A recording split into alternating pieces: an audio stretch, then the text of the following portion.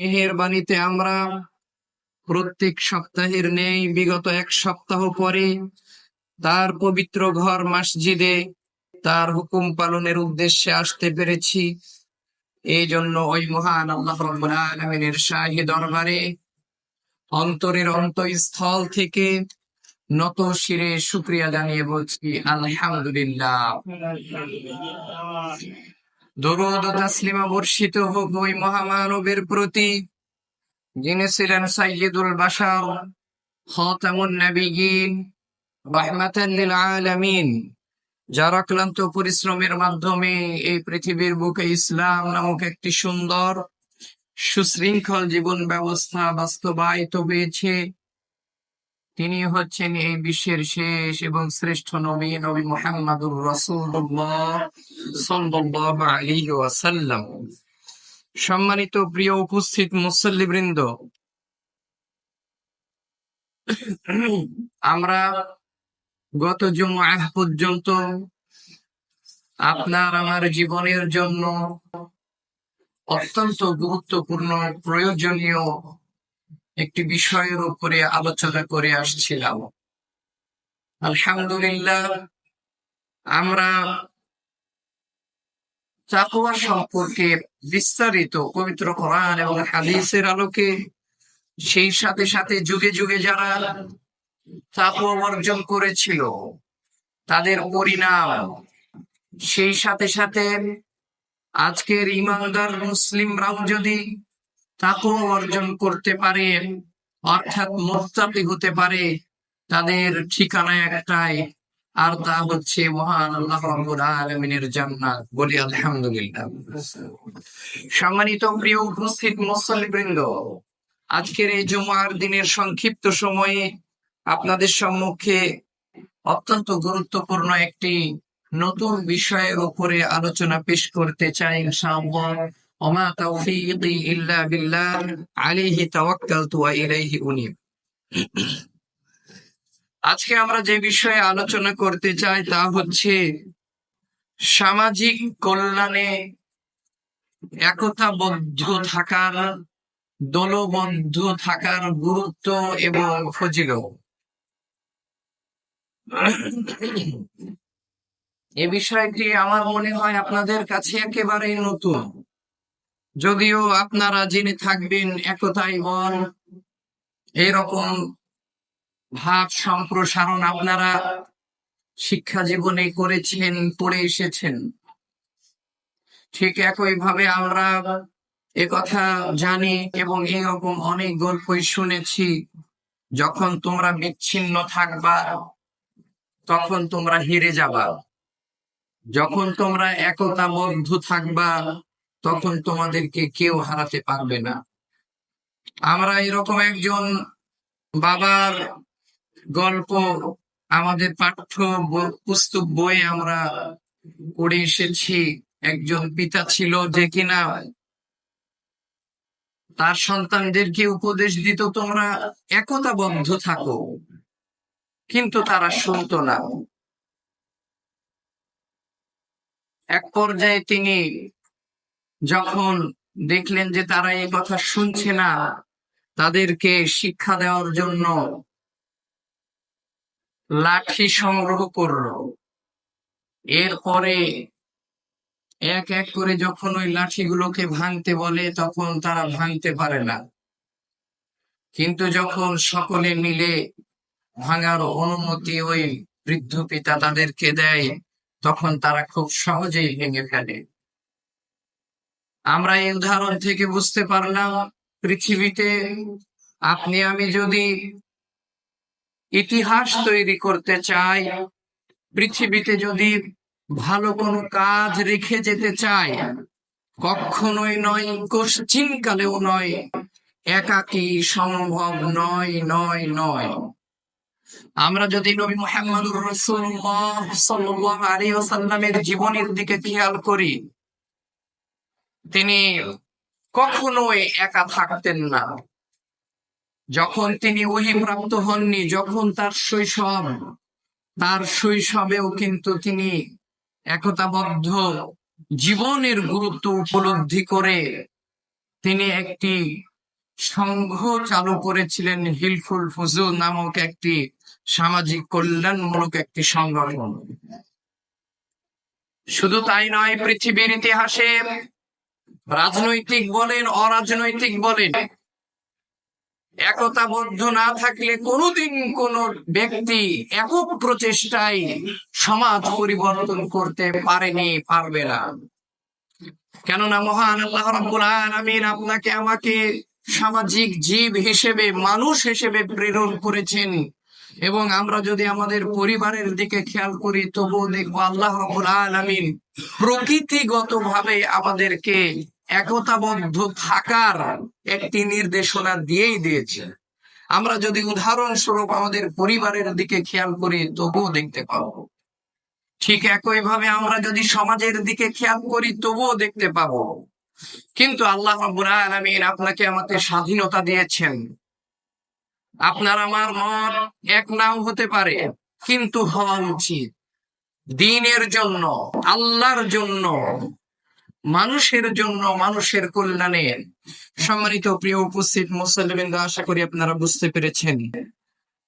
আমি আলোচনা শুরুর পূর্বে একটি বাক্য দিয়ে শুরু করতে চাই, আর তা হচ্ছে, তুমি যখন একা তখন তুমি শুধুমাত্র ব্যক্তি, যখন তুমি একতাবদ্ধ তখন তুমি শক্তি।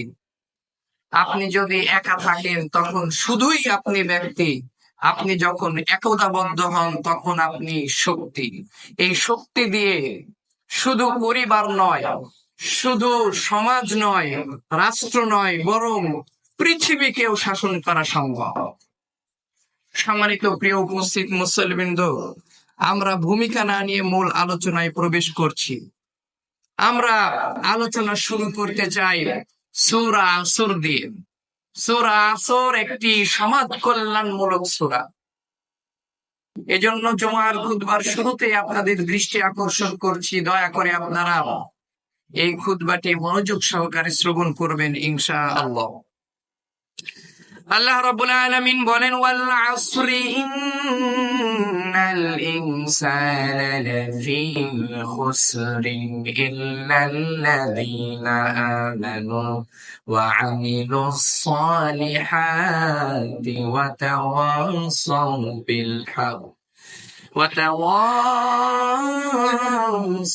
بالحق وتواصوا بالصبر। আল্লাহ রাব্বুল আলামিন সূরা আসরের মধ্যে বলেন, ওয়াল আসর, সময়ের কসম।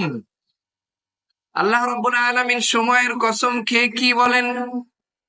ইন্নাল ইনসানা লাফি খুসর, নিশ্চয় প্রত্যেকটি মানুষ ক্ষতির মধ্যে নিমজ্জিত, বলি নাউযুবিল্লাহ। রাব্বুল আলামিন পরের আয়াতে বলেন, ইল্লাল্লাযীনা আমানু ওয়া আমিলুস সালিহাতি ওয়া তাওয়াসাউ বিল হক ওয়া তাওয়াসাউ বিস সবর। তবে তারা ব্যতীত যাদের মধ্যে চারটি গুণ আছে। 1 নাম্বার, যারা ঈমানদার। 2 নাম্বার, যারা সৎ কাজ করেছে। 3 নাম্বার, ওয়াতাওয়াসাউ বিল হক, যারা পরস্পরকে হকের দাওয়াত দিয়েছে।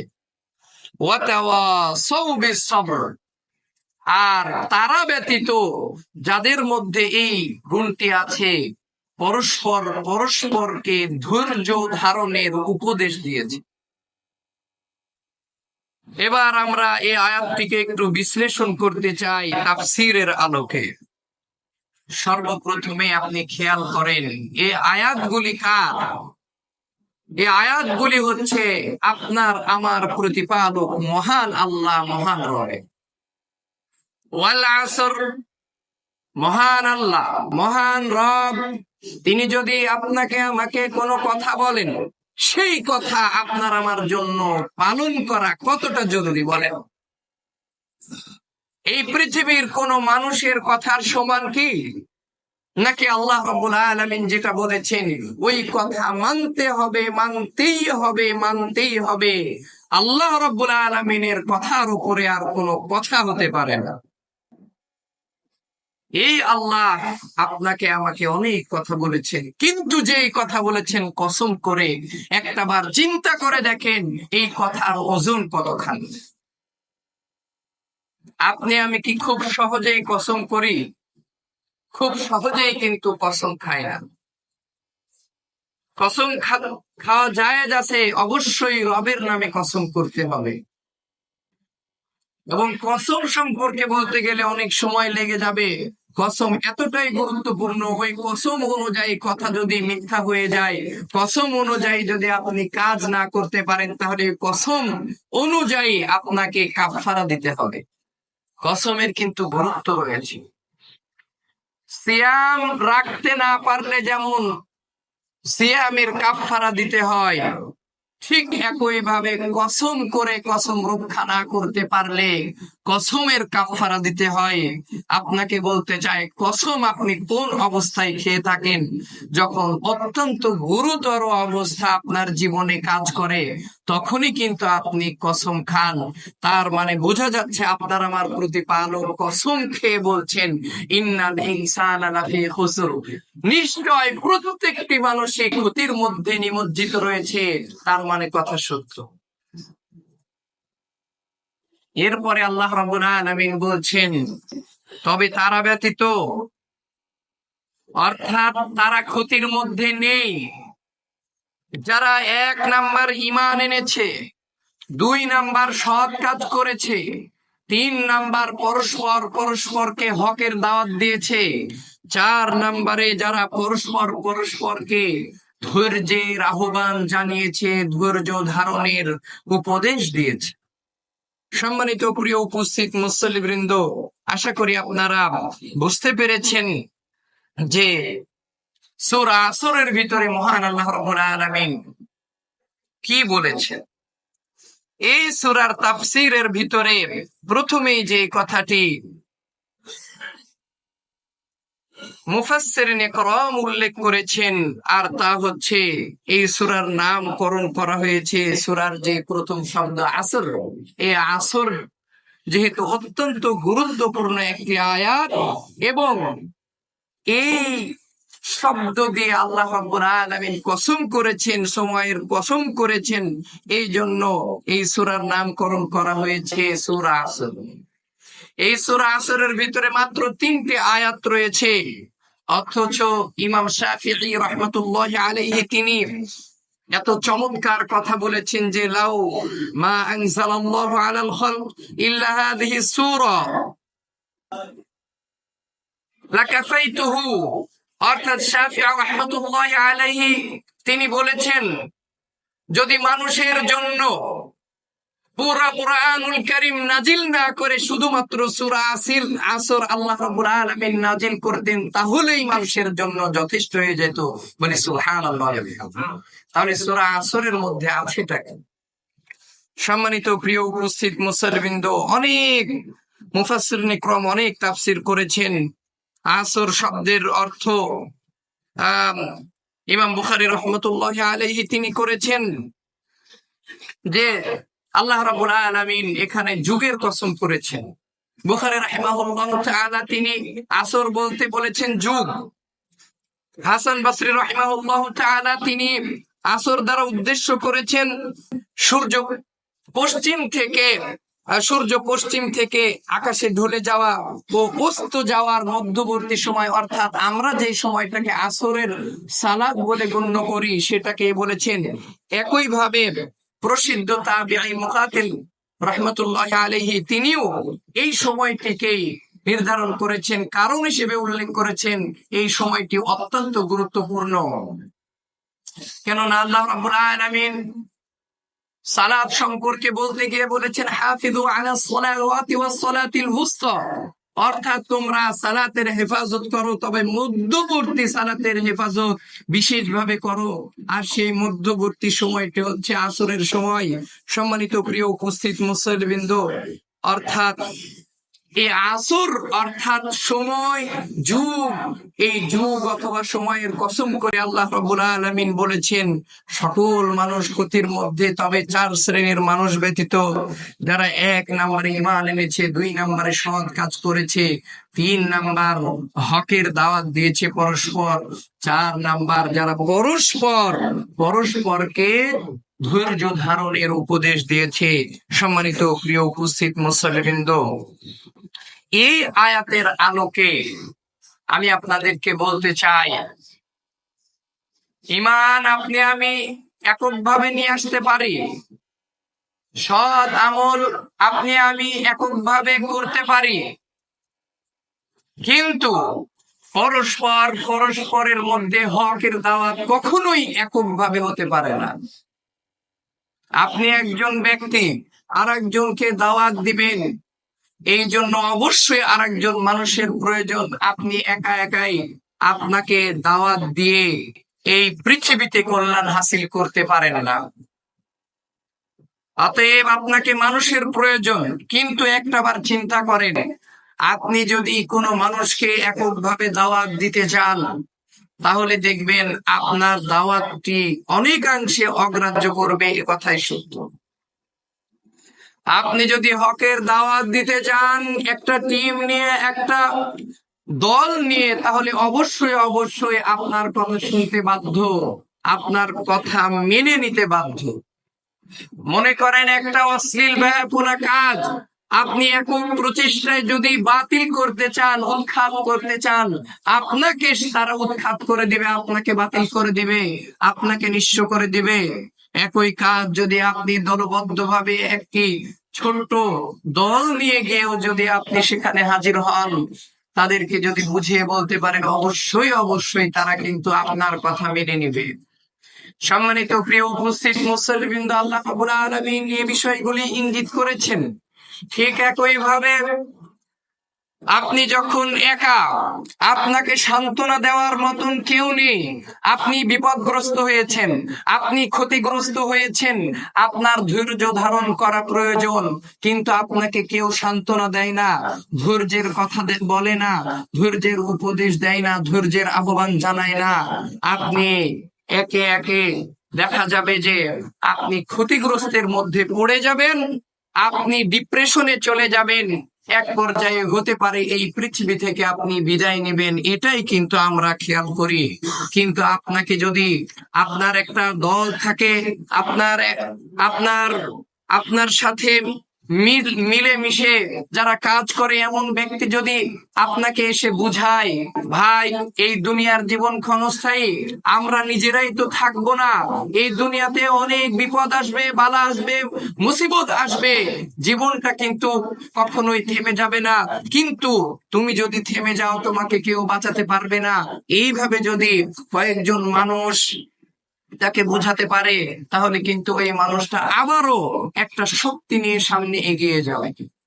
সম্মানিত প্রিয় উপস্থিত মুসল্লিবৃন্দ, বলতে চাচ্ছিলাম, আপনি একা কখনোই সমাজের পরিবর্তন করতে পারবেন না, একাই আপনি সমাজের কল্যাণ কখনোই করতে পারবেন না। আপনাকে অবশ্যই জামাতবদ্ধ, অবশ্যই দলবদ্ধ জীবন যাপন করতেই হবে। একথা সত্য, দল সংগঠন জামাতবদ্ধ জীবন সবাই চায় না। এর অন্যতম কারণ হচ্ছে, যখনই আমি একটা দল অথবা সংগঠনের সাথে থাকব, তখনই আমাকে আমার মন মতন চলা যাবে না। আমি যেভাবে চলতে চাই, ফিরতে চাই, এভাবে চলতে পারবো না, কারণ একটি দলের একটা রুলস আছে, রেজুলেশন আছে, জবাবদিহিতা আছে। এই বিষয়গুলি অনেকেই মেনে নিতে পারে না, এ কথা আল্লাহ রাব্বুল আলামিন নিজেই বলেছেন। এই সূরার আলোকে আমি আপনাদেরকে বারবার বলছি, দলবদ্ধ জীবন যাপন, জামাতবদ্ধ জীবন যাপন করতে হবে। এখন আপনাদের প্রশ্ন হতে পারে, এগুলো কি কোরআনে আছে নাকি? দল মানেই তো আমরা বুঝি রাজনৈতিক ফায়দা, দল মানেই তো বুঝি যে কোনো একটা কিছু হাসিল করা, দল মানেই তো বুঝি মিটিং মিছিল। সম্মানিত প্রিয় উপস্থিত মুসল্লিবৃন্দ, কথা সত্য, এই পৃথিবীতে সব সংগঠন, সব দলই যে রাজনৈতিক এমনটি নয়, অরাজনৈতিক সংগঠন দলও কিন্তু এই পৃথিবীতে রয়েছে। তবে বাংলাদেশের প্রেক্ষাপটে আপনাকে বলতে চাই, আপনি কোন দলের বাইরে গিয়ে, আপনি কোন সংগঠনের বাইরে গিয়ে, জামাতবদ্ধ জীবন যাপনের বাইরে গিয়ে কোনো কিছু করতে পারবেন না। আমি যদি রাজনৈতিক পার্সনদের কথা আপনাদেরকে বলতে চাই, তাহলে অবশ্যই অবশ্যই শেখ মুজিবুর রহমানের কথা বলতে হবে। তিনি অত্যন্ত পরিশ্রমী মানুষ ছিলেন বটে, তিনি যদি এত কষ্ট না করতেন তবুও কিন্তু তার জীবন যেত। কিন্তু তিনি জামাতবদ্ধ, সেটা রাজনৈতিক, সেটা ভালো হোক আর খারাপ হোক না কেন, তিনি কিন্তু একটা দলের প্রধান ছিলেন। এই জন্য আজকে আপনারা তাকে চিনেছেন। আমরা যদি শেখ হাসিনার কথা বলি, আমরা যদি খালেদা জিয়ার কথা বলি, আমরা প্রেসিডেন্ট জিয়াউর রহমানের কথা বলি, তাছাড়াও আরো যত বড় বড় ব্যক্তি যাদেরকে আপনারা চিনেন, আমি রাজনৈতিক কথা বলছি, সকলেই কিন্তু দলের মধ্য দিয়ে আপনার কাছে পৌঁছেছে। এ থেকে বোঝা যায় এই বাংলাদেশে আপনি এককভাবে কোনো কিছু করতে চাইবেন, কখনোই পারবেন না। এবার আসি অরাজনৈতিক যে সমস্ত সংগঠন অথবা দল, এদের মধ্যে অন্যতম একটি সংগঠন হচ্ছে বাংলাদেশ জামায়াতে আহলে হাদিস। এটির যিনি প্রতিষ্ঠাতা, তিনি হচ্ছেন আল্লামা আব্দুল্লাহিল কাফি আল কুরাইশি। তিনি ইলমে আমলে এত বেশি অনন্য ছিলেন, তিনি যদি তার যেই যতটুকু এলেম, সেই এলেম ভাঙ্গেও যদি তিনি খেতেন তবুও তার জীবন যেত। কিন্তু তিনি উপলব্ধি করেছিলেন এই উপমহাদেশে একটি দল, একটি সংগঠন ছাড়া কখনোই ভালো কিছু করা সম্ভব নয়। এই জন্য তিনি একজন স্বতন্ত্রভাবে একজন ব্র্যান্ডিং ব্যক্তি হওয়া সত্ত্বেও তিনি একটি দল গঠন করেছিলেন, যার নাম হচ্ছে জামায়াতে আহলে হাদিস। এই বাংলাদেশের বুকে সবচাইতে আহলুল হাদিসদের মধ্যে অন্যতম প্রাচীন সংগঠন।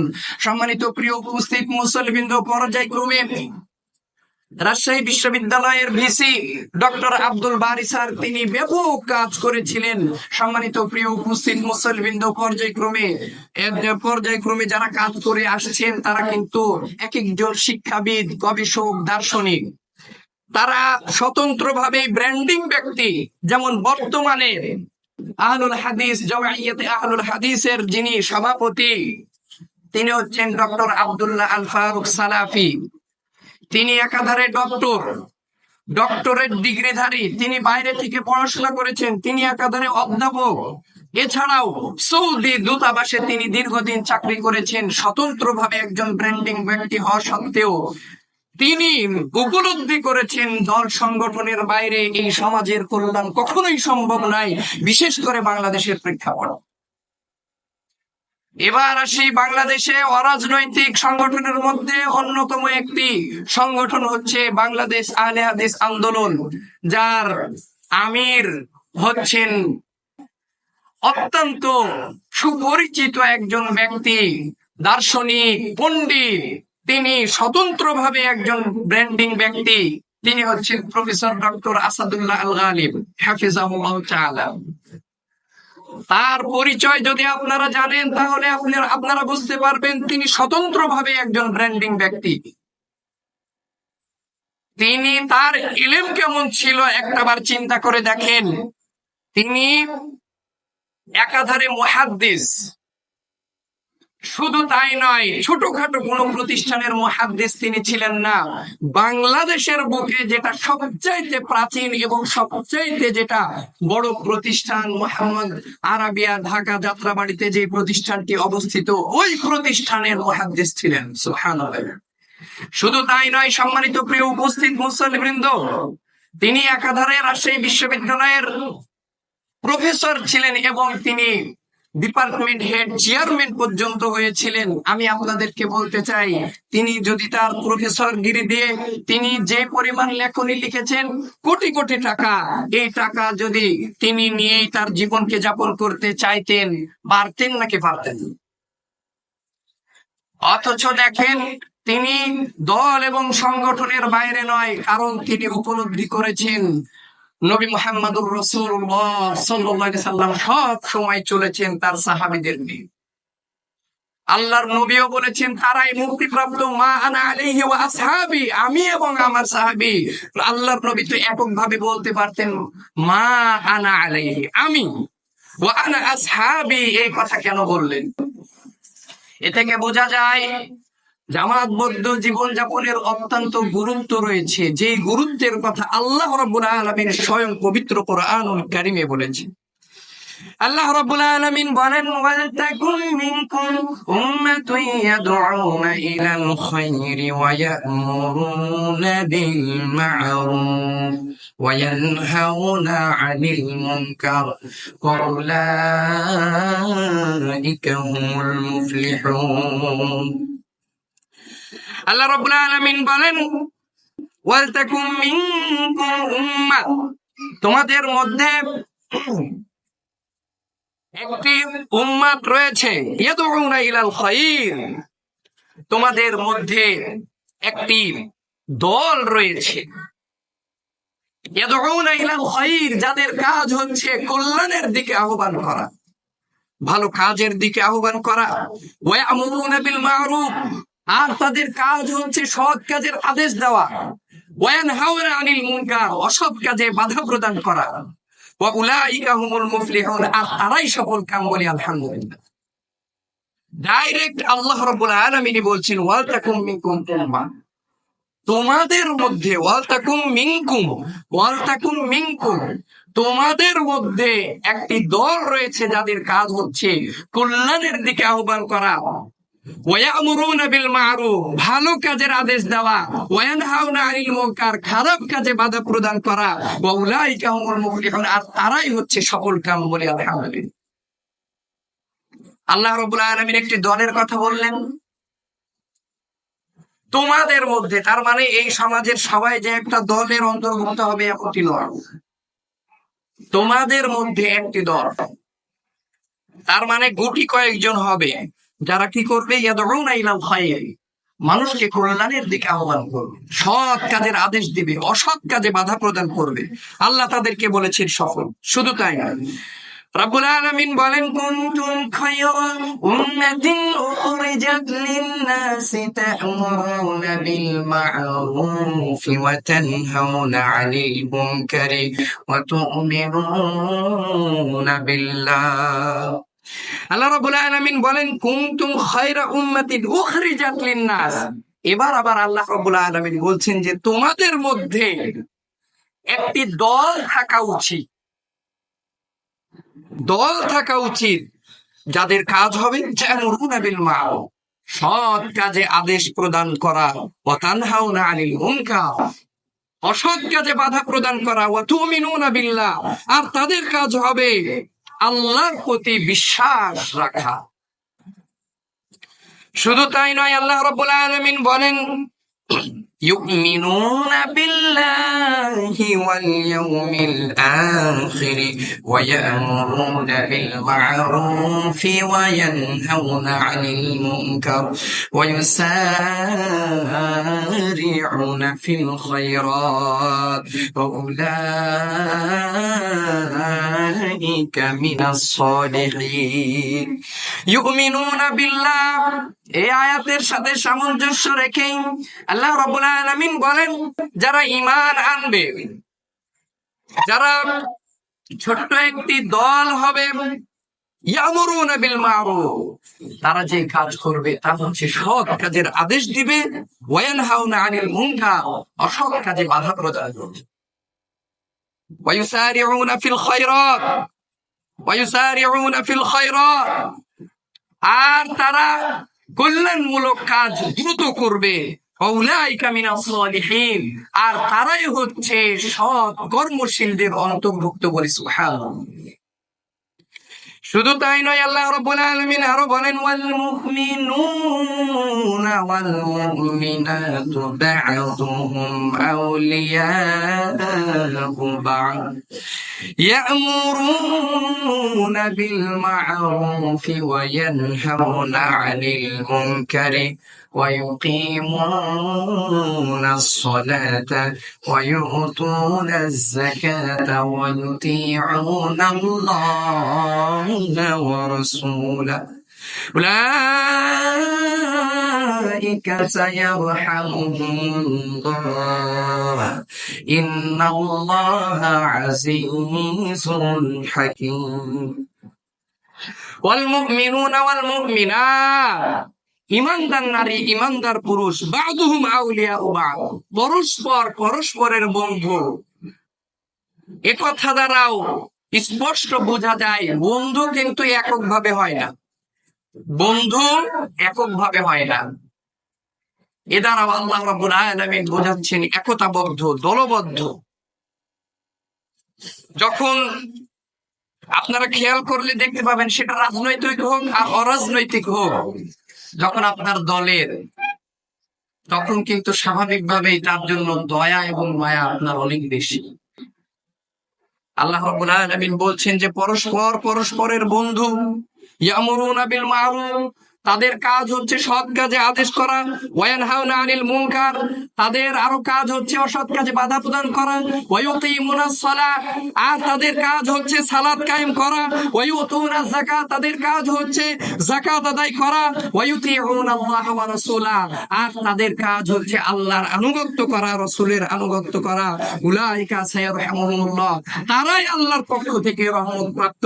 ইন্নাল্লাহা আজিজুল হাকীম, নিশ্চয় আল্লাহ রাব্বুল আলামিন পরাক্রমশালী প্রজ্ঞাময়। বলে সুবহানাল্লাহ।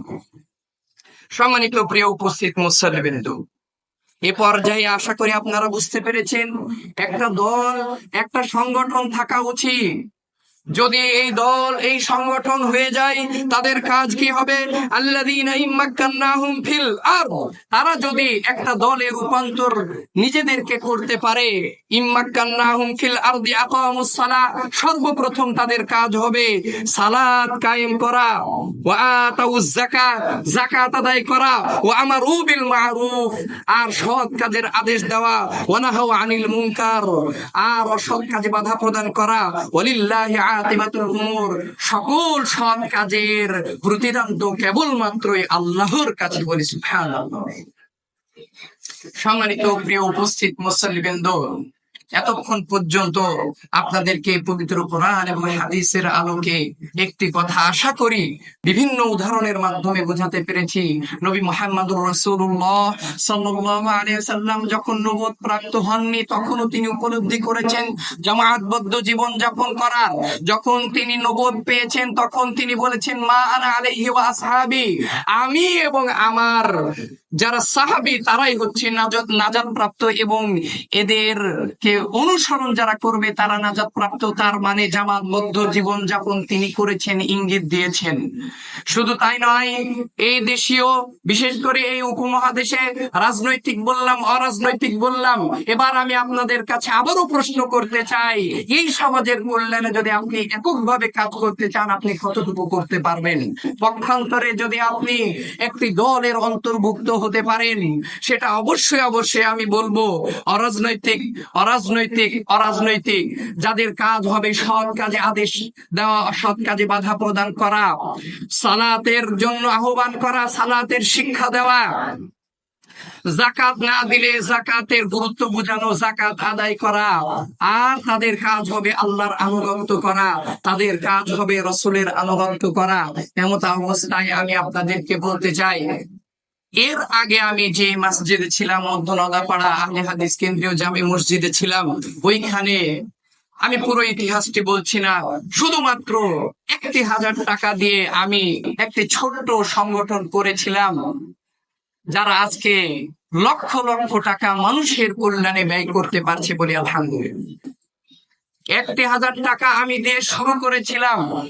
তারা বিভিন্ন ভাবে কল্যাণমূলক, সামাজিক কল্যাণমূলক কাজ করেছে। তারা মানুষকে সালাতের আহ্বান করেছে, তারা যাকাত যারা দিতে আগ্রহী তাদেরকে উদ্বুদ্ধ করেছে, তারা কোরআন শিক্ষার ব্যবস্থা করেছে, তারা ইফতারির ব্যবস্থা করেছে, তারা বর্ণাঢ্য মানুষের সাহায্যে কাজ করতে পেরেছে, তারা গাজার মুসলিমদের কল্যাণে সাহায্য করতে পেরেছে, সহযোগিতা পাঠাতে পেরেছে। আমি আপনাদেরকে বলতে চাই, এই গ্রাম থেকে বর্ণাঢ্যদের জন্য কয় টাকা গিয়েছে? গাজার মুসলিমদের জন্য কয় টাকা আপনারা প্রেরণ করতে পেরেছেন? অথচ ঠিকই যদি সামাজিক কল্যাণমূলক একটি ছোট্ট হোক যদি দল থাকতো, যারা মানুষের কল্যাণে কাজ করে, যারা সালাতের আহ্বান করে, যারা মানুষকে সৎ কাজের আদেশ দেয়, অসৎ কাজে বাধা প্রদান করে, এমন কোন ছোট্ট একটি দলও যদি থাকতো, তাহলে অবশ্যই অবশ্যই দেখতেন যে এইখান থেকেও এরকম অনেক কল্যাণমূলক কাজ হতো। অতএব আমি আপনাদেরকে উদ্দেশ্য করে উদাত্ত আহ্বান করতে চাই, বিশেষভাবে যুবক ভাইদের উদ্দেশ্যে বলতে চাই, এই দুনিয়ার জীবন ক্ষণস্থায়ী।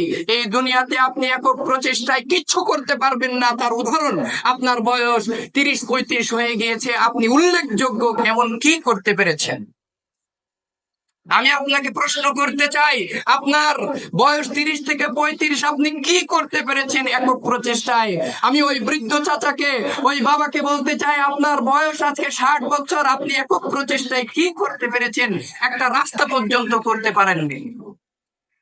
অনেক তদবির করে, অনেক অনেক রকম তদবির করে একটা রাস্তা হয়েছে। আপনাদের কল্যাণ, আপনাদের অবদান এখানে কতটুকু? আর যদি থেকেও থাকে সেটা দেখেন রাজনৈতিক অথবা অরাজনৈতিক কোন একটি দল অথবা সংগঠন, কোন এমপির কাছে যান, কোন মন্ত্রীর কাছে যান, এককভাবে যান, আপনাকে ঢুকতেই দিবে না। কিন্তু যদি ন্যায় প্রতিষ্ঠার লক্ষ্যে আপনি ছোট্ট একটি দল নিয়ে যদি আপনি সমাজে বের হন, অবশ্যই অবশ্যই আপনার কথা শুনবে। আমি আপনাদেরকে স্পষ্টভাবে বলতে চাই, আমি কোনো রাজনৈতিক কথা বলছি না, আমি কোনো রাজনৈতিক দলের কথা বলছি না।